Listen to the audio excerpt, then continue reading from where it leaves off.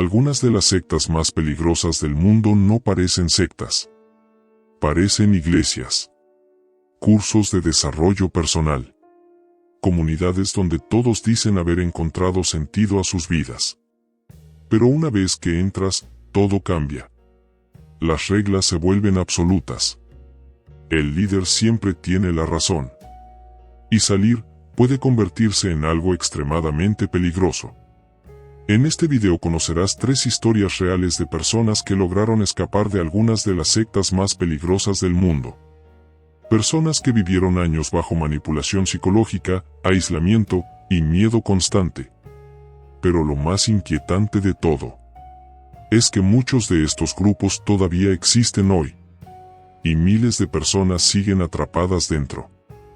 El hombre que sobrevivió a Jonestown. En 1977, David Carter tenía 23 años. Había crecido en California en una familia humilde. No tenía una vida particularmente difícil, pero sentía algo que muchas personas sienten en algún momento de su vida.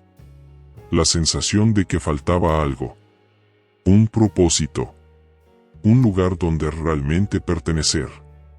Fue entonces cuando escuchó hablar de un grupo religioso llamado People's Temple.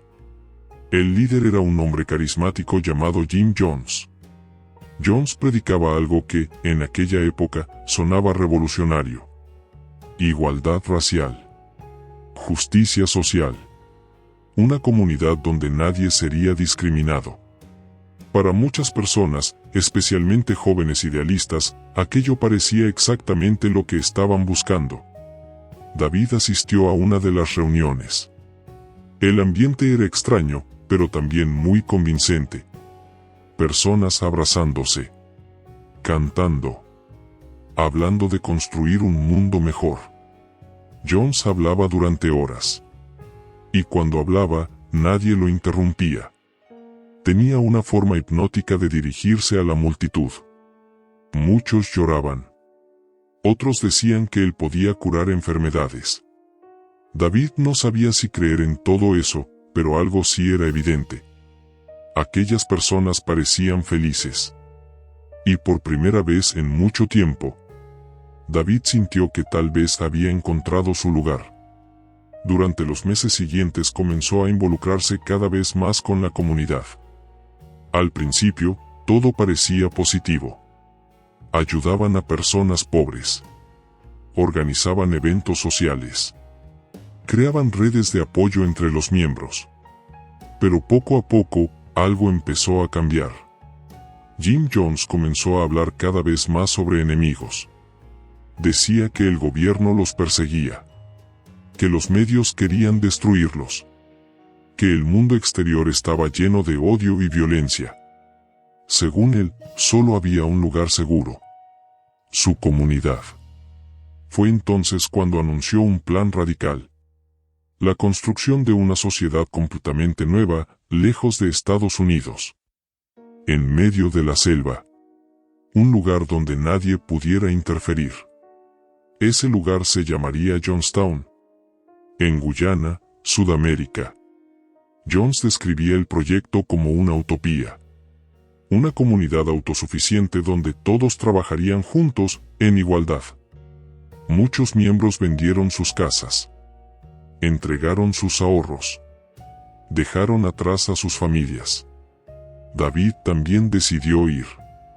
Cuando llegó a Jonestown, lo primero que notó fue el calor.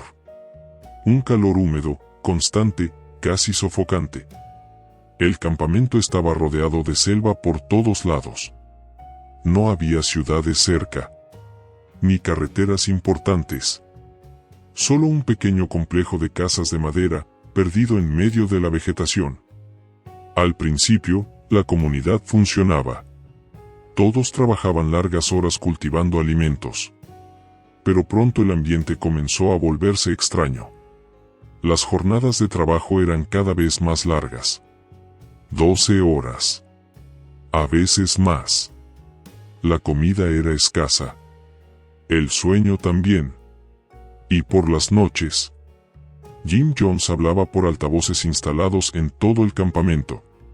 Sus discursos podían durar horas. a veces hasta la madrugada. Con el tiempo, Jones comenzó a decir cosas cada vez más inquietantes.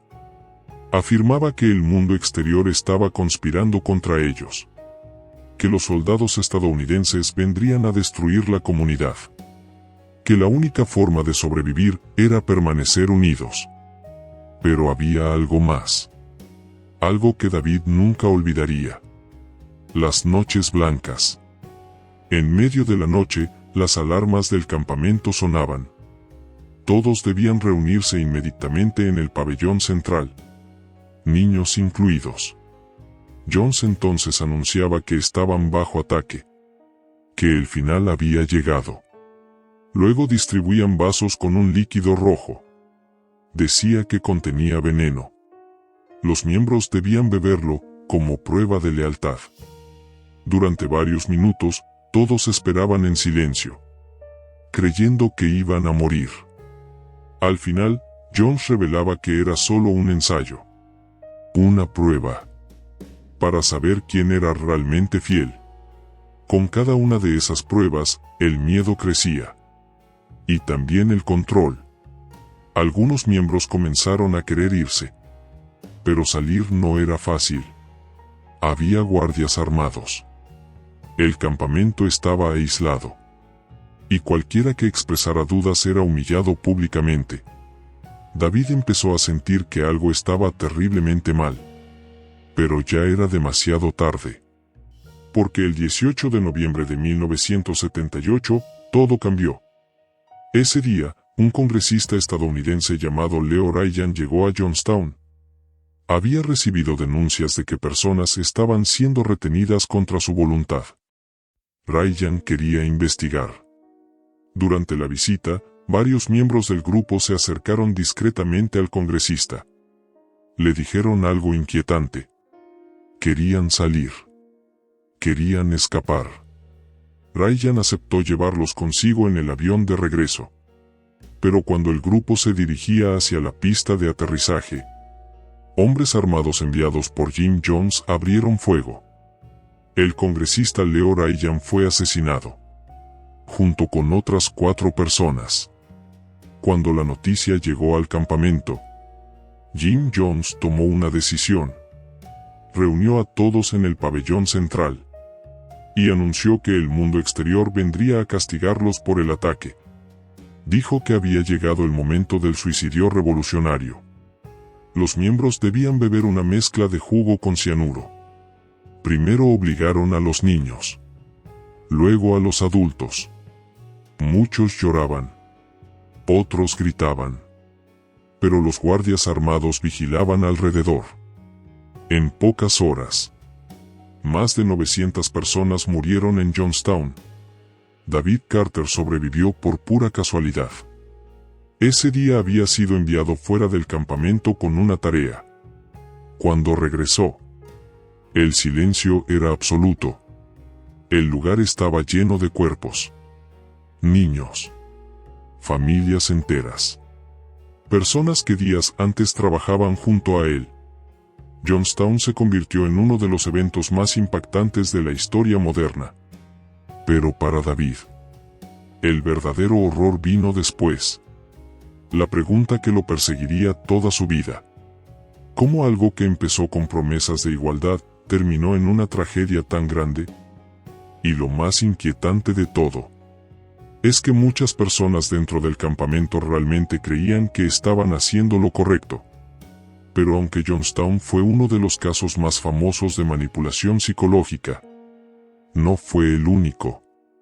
Porque años después, otra secta demostraría que el control mental puede llevar a las personas a hacer cosas igual de impensables.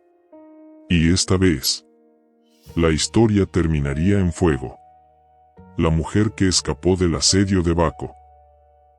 En 1992, Laura Diane tenía 27 años. Había pasado gran parte de su vida buscando algo que muchas personas buscan, pero pocas encuentran: respuestas. Había crecido en una familia religiosa en Texas.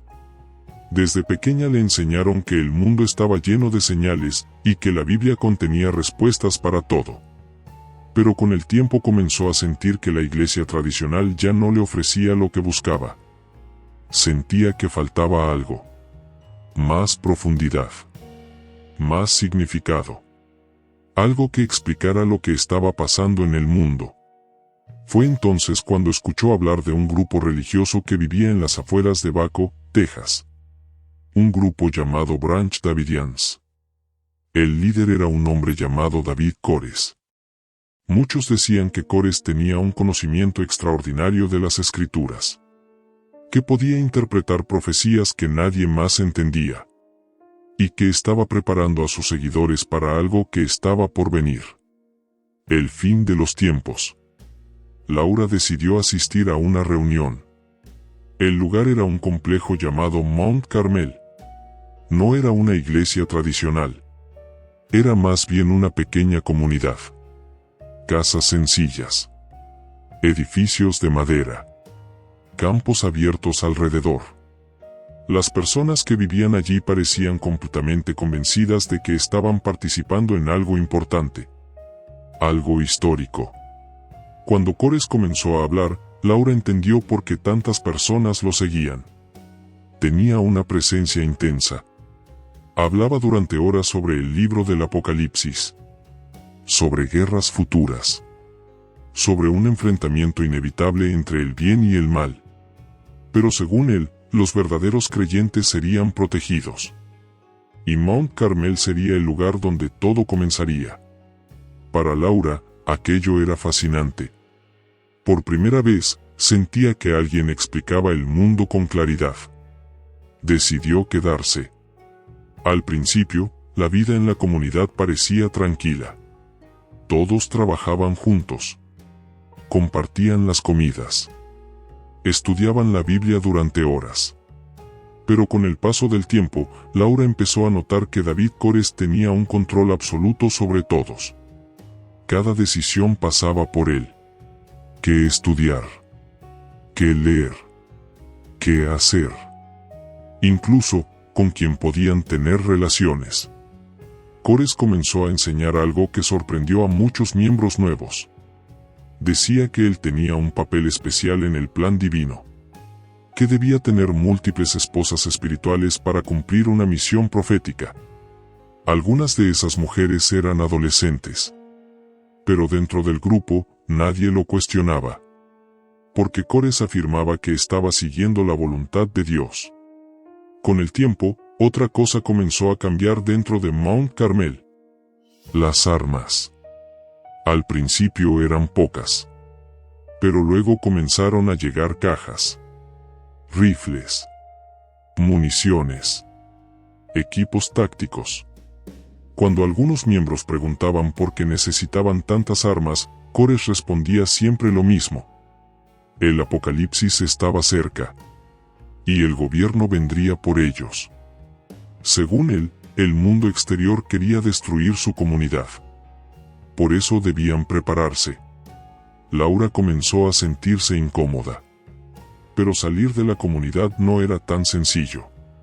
Porque en Mount Carmel, el mundo exterior era descrito constantemente como peligroso. Hostil. Corrupto. Koresh repetía una idea una y otra vez. Solo los que permanecieran con él, sobrevivirían.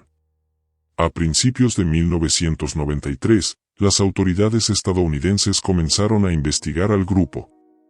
Habían recibido informes de que la comunidad estaba acumulando armas ilegales.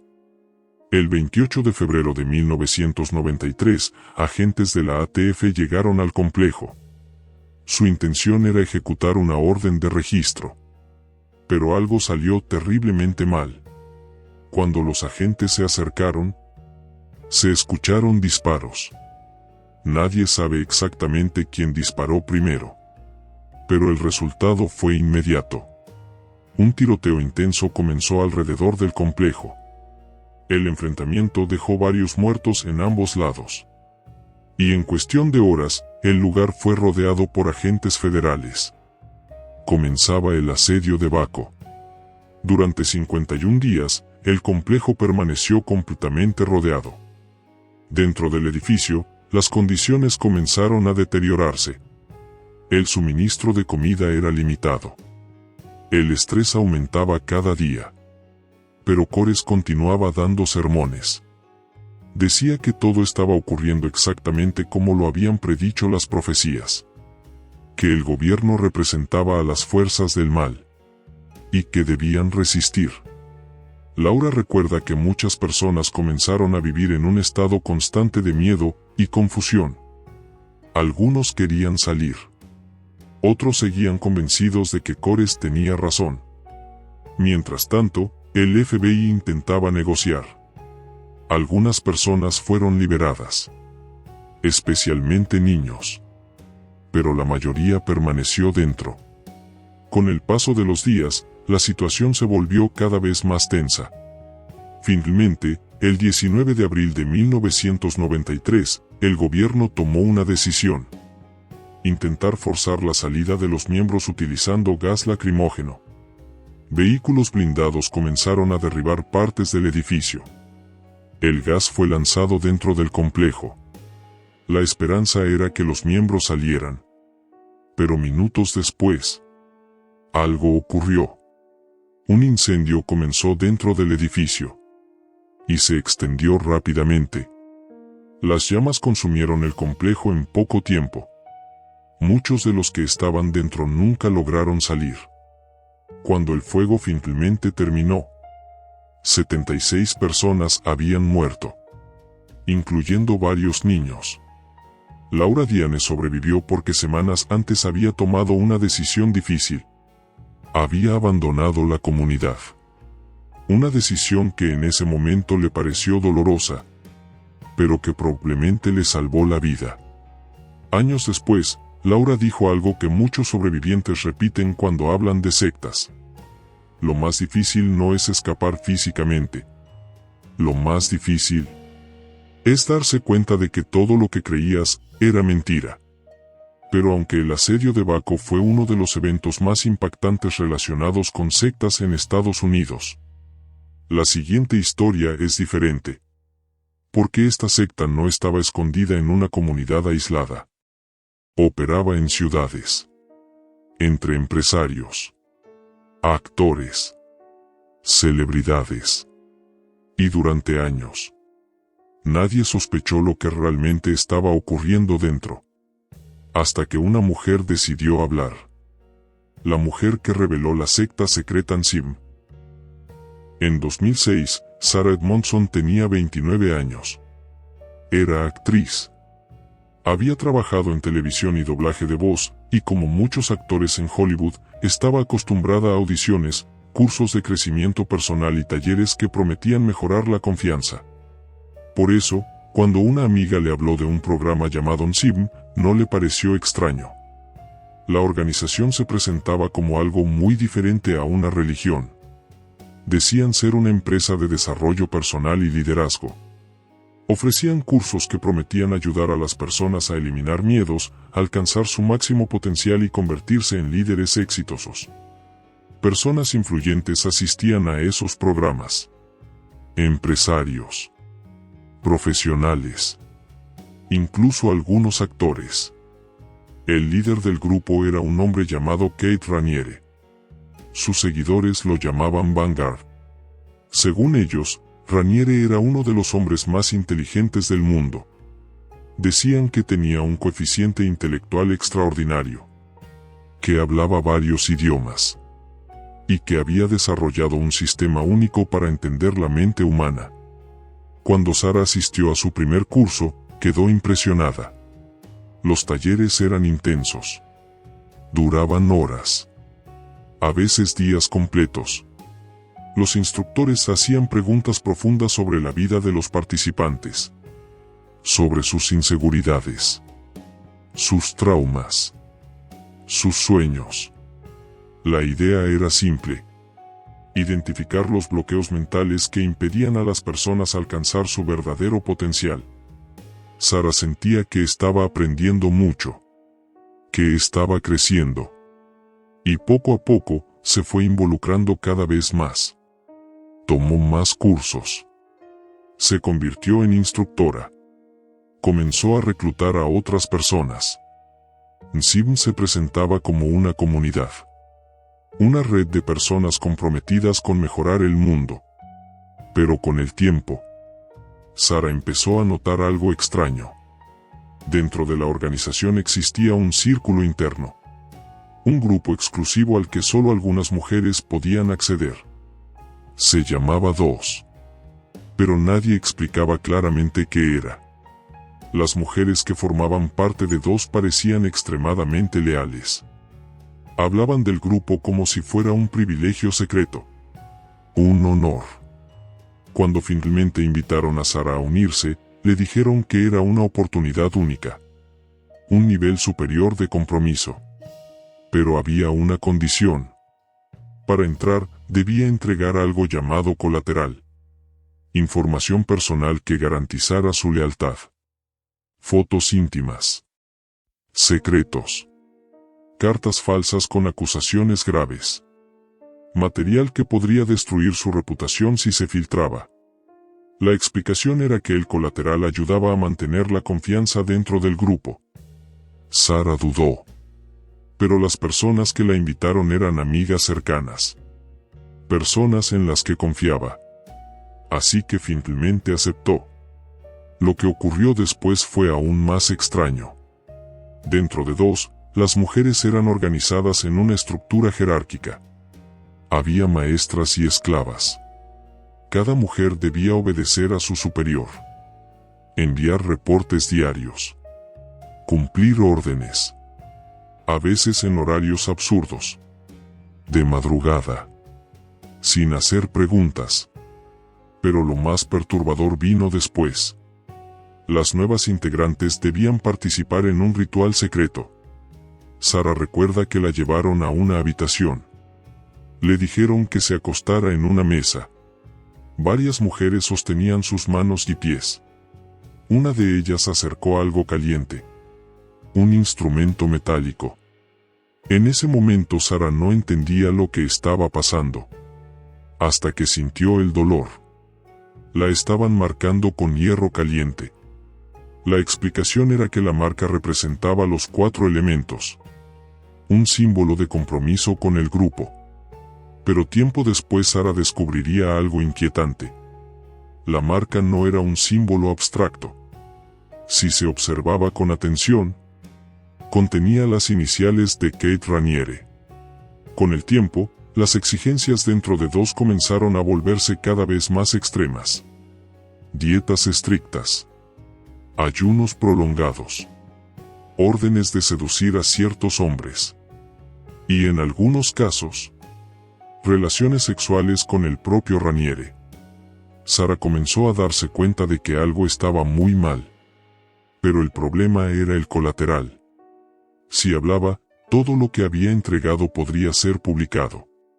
Durante meses vivió con miedo. Hasta que finalmente tomó una decisión. Escapar. En 2017, Sara Edmondson decidió contar su historia públicamente. Lo que ocurrió después fue explosivo. Periodistas comenzaron a investigar NSIBM. Exmiembros empezaron a hablar. Y pronto se reveló que la organización escondía una red compleja de manipulación psicológica y explotación. En 2018, Kate Raniere fue arrestado en México. En 2020 fue condenado en Estados Unidos por varios cargos graves. Entre ellos, tráfico sexual, crimen organizado, explotación. La sentencia fue contundente. 120 años de prisión. NSIBM colapsó. Pero para Sara, el proceso de recuperación fue largo. Porque como muchos sobrevivientes de sectas dicen, el verdadero control no es físico. Es psicológico. Y puede tardar años en desaparecer. 3 historias. 3 sectas diferentes. Pero el mismo patrón. Todo comenzó con promesas. Promesas de comunidad. De propósito. De una vida mejor. Pero detrás de esas promesas había manipulación, control, y líderes que lograron convencer a cientos de personas de entregarle su libertad. Jonestown. Waco. NSIM. 3 recordatorios de algo inquietante. Las sectas más peligrosas no siempre parecen peligrosas al principio. Y a veces, cuando alguien se da cuenta de la verdad, ya es demasiado tarde. Si estas historias te dejaron pensando, suscríbete ahora mismo. Porque aquí contamos casos reales sobre el lado más oscuro de la mente humana, historias que muchas personas preferirían que nunca salieran a la luz. Escribe en los comentarios. Las sectas existen. Quiero saber quién llegó hasta el final. Y activa la campana. Porque el próximo video podría ser una historia mucho más perturbadora que esta.